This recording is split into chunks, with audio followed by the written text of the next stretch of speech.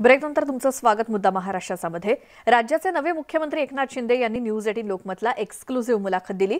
कुणालाच काही कल्पना नसताना राजकीय चमत्कार कसा काय घडला याबाबत मुख्यमंत्र्यांनी संवाद साधला. तर सामान्य माणूस आज राज्याचा मुख्यमंत्री झाल्यानं मुख्यमंत्र्यांच्या विकासाचं व्हिजन काय याविषयी सुद्धा त्यांनी भाष्य केलं.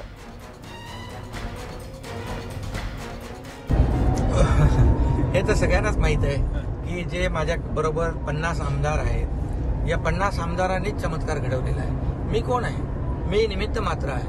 आणि आपल्याला मी सांगायला मला आनंद वाटेल की एकीकडे सत्ता होती, मोठमोठे नेते होते, परंतु दुसरीकडे एक छोटा कार्यकर्ता एकनाथ शिंदे नावाचा, त्याच्यावर या 50 लोकांनी विश्वास दाखवला. किती संकट आले, किती प्रयत्न झाले तरी सुद्धा ते डगमगले नाहीत. ते माझ्यावर ठाम विश्वास ठेवून राहिले, कारण त्यांचा मुद्दा एकच होता, एक आयडिओलॉजीचा, आपल्या भूमिकेचा, बाळासाहेबांच्या हिंदुत्वाचा हा मुद्दा जो होता आणि त्याचबरोबर विकासाचा. हे 50 लोक डगमगले नाहीत, त्यांनी प्रचंड मोठा विश्वास ठेवला आणि त्याचमुळे आज या ठिकाणी इतिहास घडलेला आहे. राज्यामध्ये नाही तर देशामध्ये एक 50 लोक एक वेगळी भूमिका घेऊन सत्तेपासून दूर होतात. हा सगळा एक इतिहास आहे आणि ही मोठी घटना आहे.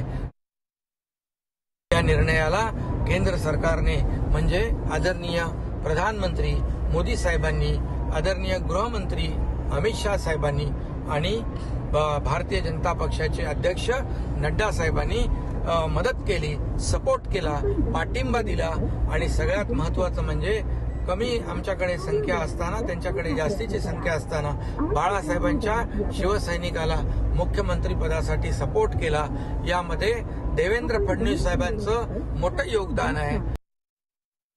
भारतीय जनता पक्षाच्या बाबतीमध्ये सर्वच पक्ष वेगवेगळे मुद्दे काढत होते, वेगवेगळं परसेप्शन लोकांमध्ये होतं आणि वेगवेगळं अँटिसिपेशन देखील होतं.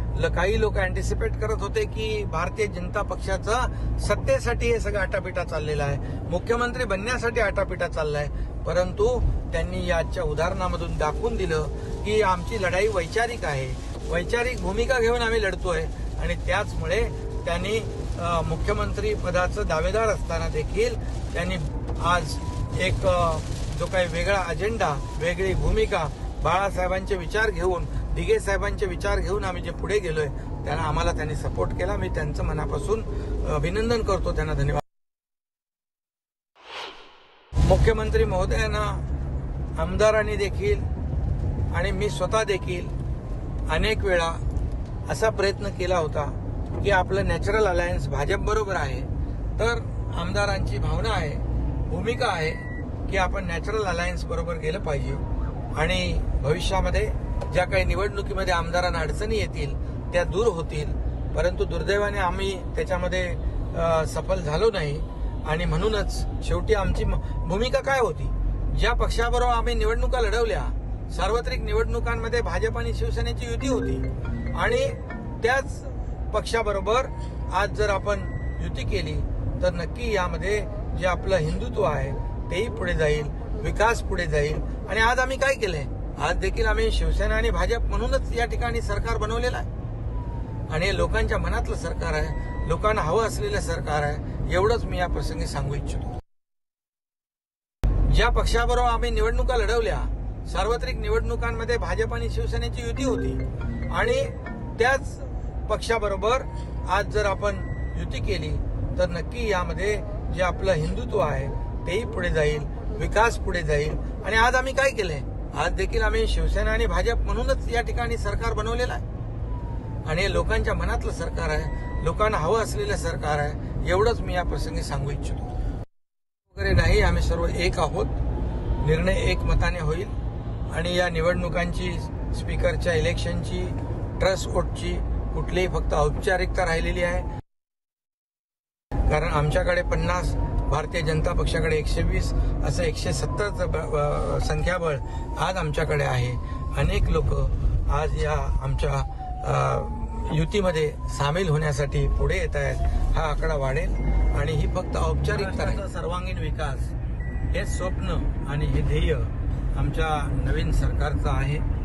शेवटी ज्या राज्यामध्ये इन्फ्रास्ट्रक्चरचे प्रोजेक्ट मोठ्या प्रमाणावर होत असतात त्या राज्याचा विकास मोठ्या प्रमाणावर होत असतो. दळणवळण यंत्रणा असेल, जसं समृद्धी बाळासाहेब ठाकरे समृद्धी महामार्ग, मुंबई गोवा आपण हाती घेतोय, पुणे रिंग रोड असेल, मल्टीमॉडल कॉरिडॉर असेल, असे अनेक प्रकल्प जे आहेत हे आपण बिफोर टाइम म्हणजे निर्धारित वेळेच्या अगोदर पूर्ण करण्यासाठी प्रयत्नशील आहोत. आज स्वर्गीय वसंतराव नाईक यांची जयंती आहे, कृषी दिन म्हणून आपण साजरा करतो.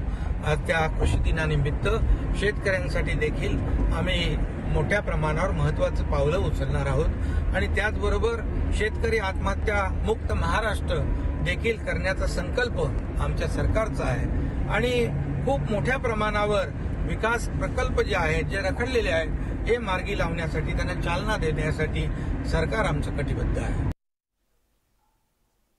यानंतर पुढच्या बातम्यांकडे वळतोय. उद्धव ठाकरे